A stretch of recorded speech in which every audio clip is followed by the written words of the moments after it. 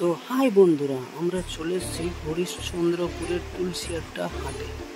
তো এখানে এত পরিমাণ গরু এবং ছাগল বিক্রি হয় যে বিশাল একটা ম্যাপ। দেখতেই পাচ্ছ কত মানুষ গরু কিনতে এসছে, যে বলার মতো না।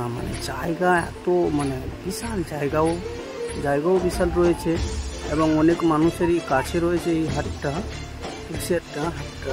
কিন্তু ব্যাপারটা বুঝতে পারছো যে এই এখানকার তুলসিয়াটার জন্য এটাই হাট আছে। তারপরে নাকি আবার শুক্রবারের দিন হাট লাগবে। তাও মানুষ কিন্তু এত পরিমাণ গরু কেনার জন্য এসছে, দেখতেই পাচ্ছ আপনারা। গাইস, এখানে তুলসিয়াটা আপনাদের যাদের পার্সে পড়ে তারা একটু কমেন্ট এবং শেয়ার করবেন।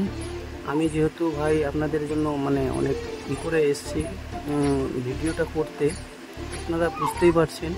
হ্যাঁ, আর এত গরম, গরমে যে মানুষগুলো এত দাঁড়িয়ে আছে, বুঝতে পারছেন কত গরম।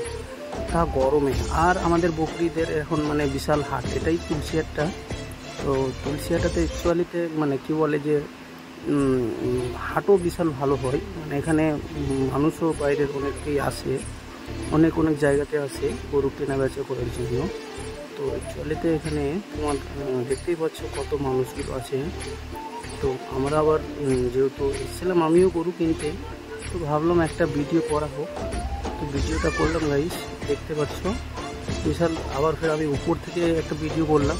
হ্যাঁ, যেহেতু উপরের ভিউটা দেখার জন্য আপনাদেরকে আমি আবার ড্রাইভারে গেলাম উপরে, ওখান থেকে একটা আবার ভিডিও করলাম। তো আপনাদেরকে ভালো লাগলে অবশ্যই কমেন্ট